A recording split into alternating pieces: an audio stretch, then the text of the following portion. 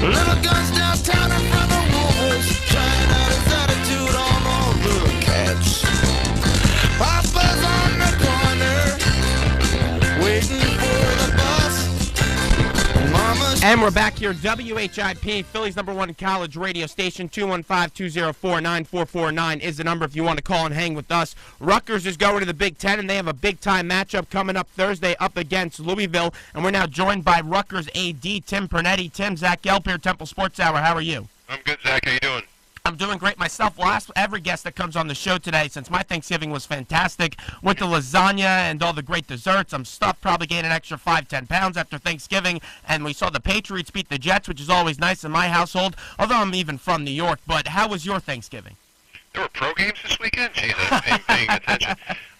Probably the best ever, given everything that went on, and it was nice because it was a lot of chaos up until the announcement, and then, in the wake of the announcement, but by the time Thanksgiving came, it was great because it enabled me to, we do an annual Turkey Day touch football game with our kids and adults, and so I had that, and then I had my mom's dinner, and it was a great way to kind of unwind after a crazy week. We didn't hear all that much about Rutgers going to the Big Ten until a week about the announcement was made. Was this something that's been in the works for a while? Well, you didn't hear about it because we're from Jersey. That's the way we are. We keep things under wraps, But, yeah, this is something that, I think what everybody needs to understand with these things is a lot of times these are not only conversations about fit and about value and about institutional fit and how all that works, but it's about relationships. And Commissioner Delaney and I have had a relationship for a long time, back to my original days in TV when I first met him, and that enabled us to have a constant dialogue throughout my tenure here as athletic director and understand, where they were and where we were, and just a lot of sharing of information. So when things started to move, we were all able to be nimble in the process. But these things never get put together in 24 hours, I can tell you that much. I would have to imagine that the Big Ten Network is very appealing to make this move, but what does this move bring to Rutgers football? Well, I think that the Big Ten brings a lot of things to the whole athletics department. If you're asking specifically about the football program, I think it will have a tremendous positive effect on recruiting, and our recruiting has continued to be more and more successful every year. I think the other thing is that recruits these days are smarter than they've ever been in the questions they ask about what it means related to the conference and the postseason, where will your champion play, television, all that stuff. So really the answer is it's given us long-term stability, in a very unstable time.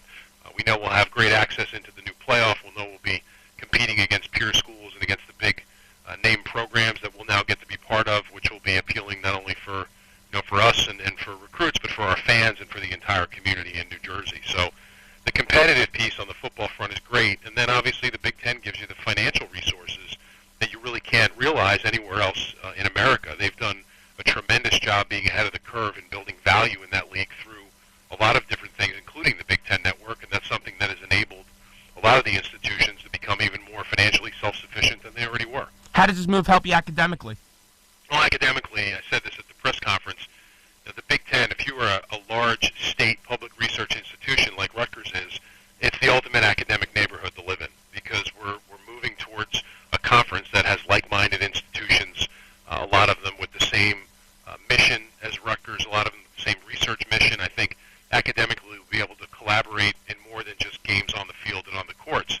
Plus, these AAU institutions, which Rutgers is one of, and many in the Big Ten are as well, also give you the ability to attract the best faculty in the world, too. So it means a lot of great things on the academic front. I've received a lot of emails and calls from professors and deans and vice presidents on our campus excited about what this will mean for attraction of faculty and research, and obviously, most importantly, bringing good students from all over the country to Rutgers. We're talking to Tim Pernetti, Rutgers AD. They go to the Big Ten, big-time matchup coming up against Louisville, 7:30. Winner goes to a BCS bowl game, and they win the Big East championship. That would be first in Rutgers history. And for Tim, that must be a big-time honor if they're able to get that done. He was on that Rutgers football team as well. But was anyone in your brass or at the university not willing to depart the Big East?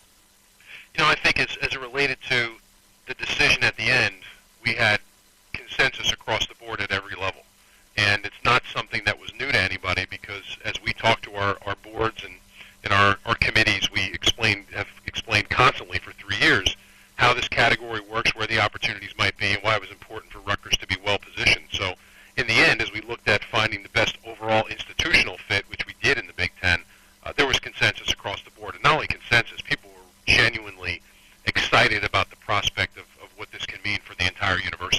How tough was it to leave the Big East? I know you have some great relationships with Mike Oresco, the commissioner. Not easy, and I think that everybody asked how that conversation went, and I told everybody, outwardly, Mike was an incredible professional. Mike and I worked together for years. We've known each other for years. I know it's never the kind of call you want to take as a commissioner, but Mike was incredible in how professional he was, and Mike's a great person, and he's a smart guy, and I think that he will do well in all his endeavors there. I mean, I'm certainly rooting for him because of my personal relationship. Having played myself in the first Big East football game in 1990 when I was a student athlete at Rutgers, there's a lot of things about the Big East that will always be with me. But in the end, this is not a personal thing. This has got to be a business decision about what's best for the university, and that's where we ended up. You see a lot of teams leaving the Big East. I'm just wondering if you were in Mike Oresco's shoes, how do you kind of keep these teams around that are still in the conference right now with everyone bolted?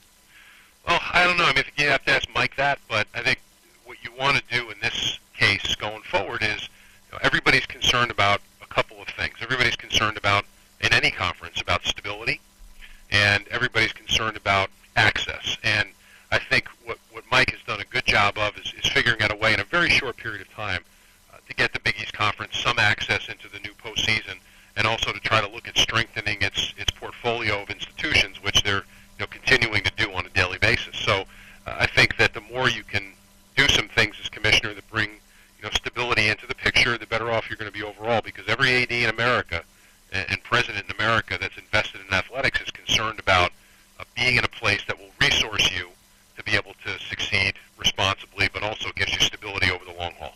You're sitting there a month ago, and you see all these powerhouses like the Syracuse leaving the conference, wanting to get out. Did that at all affect your decision to leave? Was that a big-time reason why you guys decided to go to the Big Ten? I got to be honest with you. While I've monitored the landscape, and Rutgers has monitored the landscape for a long time, starting with the first day I came on as athletic director, while we monitored it, and we were certainly paying attention to what other institutions were doing, this decision in the end was about what was best for us. We didn't react in any way to what was going on in other places, because I think if you react, you can make a hasty decision that might negatively affect you long term. We just continue to evaluate and develop relationships, knowing that when the opportunity came, and it wasn't if, it was when, that we would be ready to make an educated decision about what was the best fit for us. So you were expecting other conferences to call you and say, well, let's get negotiations going then? No, I mean, I don't know if I was expecting people to call me. I was expecting that, we already had relationships in place. I was expecting more movement to occur. So on what front that occurred and how it got triggered, that was sort of the big unknown, because the biggest angst that conference expansion has created is for fans, especially when you have a position where people are concerned about long-term stability.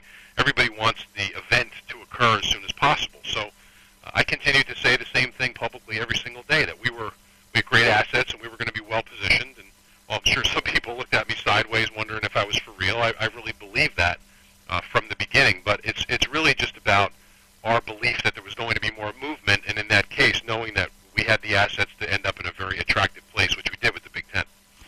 I'm a New Yorker, so I've seen your football program grow over the years. I remember that 2006 game where it was pandemonium in Piscataway. I've had people on my show in the past that's been affiliated with Rutgers, Chris Carlin, Ray Lucas, and the Eric LeGrand story was great as well. So you guys have grown over the years as a football program. Do you believe that you're willing to compete, that you're able to compete in the Big Ten, a conference that brings a lot to the table when it comes to football teams? I do. I think based on everything we've done, and as you mentioned, our success in football is really in its infancy. I think what Coach Shiano did when he came to Rutgers to transform the football program and recreate the culture and institute the right core values was really critical to where we are today, and having given Kyle Flood the ability to take all that stuff and institute his own philosophy and then take it forward in a positive way the way he has this year. But I do. I think we're prepared to compete. I think we'll certainly spend whatever period of time we have here between leaving the Big East and being received in the Big Ten, making sure that we evaluate all the things we provide resource-wise to our coaches and student-athletes, so we are ready to compete. But, in the end, hardest part about being an AD is on Saturday when the ball's in the air, it's up to the coaches and the players to figure out a way to be successful. But we'll be ready to compete. Zach Gelb here, WHIP, Philly's #1 college radio station, talking to Tim Pernetti, the AD for Rutgers University. They moved to the Big Ten, and they have a huge mashup coming up tomorrow night at Rutgers, as you will be having Louisville and Rutgers squaring off, and this game will decide who gets to that BCS bowl game and if Rutgers could clinch their first Big East championship. But Tim, I had Kyle Flood on this show, and he's a remarkable human being. He does a great job, and he's moving your team in the right direction. But were you all shocked that your team right now got off to the hot start that they did, especially when you had the transition from Schiano to Flood? Because usually when you have a new coach come in, you see some struggles early. Yeah, no, I'm not surprised to see the success. The thing we really looked hard at during the coaching search was what made the most sense for the unique characteristics of our program. We are not a win-at-all-costs type program here. We're looking to recruit good people and not just good players. And I had a great faith and belief in all the kids in that locker room because we have a mature bunch of really good people that understand the academic athletic balance. So that enabled us in the search to focus on what made the most sense. And in the end, continuing on a path that we were on that we liked, the continuity of the same core values, recruiting the same kind of people, surrounding the student athletes with the same kind of coaches, that was the recipe for success. Because in the end, you can always bring somebody in from the outside who's going to try to do things a completely different way. But we spent a long time here building this program in a way that we believe it's to be built, and we want to preserve all those things. And in the end, Kyle Flood was the only answer to that question. So it enabled us to just continue on a path that we were already on and get ready to be successful. While things changed in a lot of ways, certain things, including the mentality and the intensity and the beliefs of the program, stayed exactly the same. And I think that's why we've had success so far this year. In the perfect scenario for you, you win tomorrow night, you get to the BCS bowl game, you win that BCS bowl game, and then that brings a lot for Kyle Flood to bring to the table going to the Big Ten in a few years when you speak to a recruit. It's going to be most interesting to see how Kyle Flood goes up against a Penn State, a Michigan State, or a Wisconsin. Yeah, it is, and I don't think there's anybody that was more excited than me. Obviously, we announced this news with the Big Ten, but Kyle certainly was, understanding the positive effect it could have on early in his head coaching career on recruiting and on visibility and on all those things. But at the same time, Kyle's a good football coach. If I didn't believe that he couldn't coach at the highest level, he wouldn't be the head football coach. So I think that he's very excited about it. He's definitely going to be ready because he's got the right position as a head coach, which is all you can control is the way you prepare and the way you execute. The more time you spend worrying about the opponent, the less time you're thinking about what you need to do to figure out a way to win. So he'll be ready, and he certainly was ready for his first head coaching job here. And I think just the results so far this year and having the opportunity to play tomorrow night for our first Big East championship on our home field, that opportunity that we're getting our players and Kyle Flood and our staff, the way they work, they absolutely deserve the opportunity to compete for that. I'll never forget that cold night where Mike Teal, Leonard, and you had a bunch of players for Rutgers. They get that victory. The kick went through, and there was pandemonium in Piscataway in 2006. How does that team compare to this team now? Well, I think there's a lot of similarities. You look at certainly the running game. We've had the ability to be successful in the run this year, and being an old tight end and not a very fast one, spent most of my time blocking. Always a big believer that how you run is the way your offense goes because it enables you to do so many other things. So there's some similarities there. There's definitely some leadership on this team that is a similar thing to that team back in 2006. You look at what Ray Rice and Brian Leonard brought to the table, and I think you look ahead at now and you see what guys like Kasim Green and guys like Steve Baharnis, Tim Wright, Mason Robinson bring to the table. So leadership is certainly in place too, and it's a similar style of play.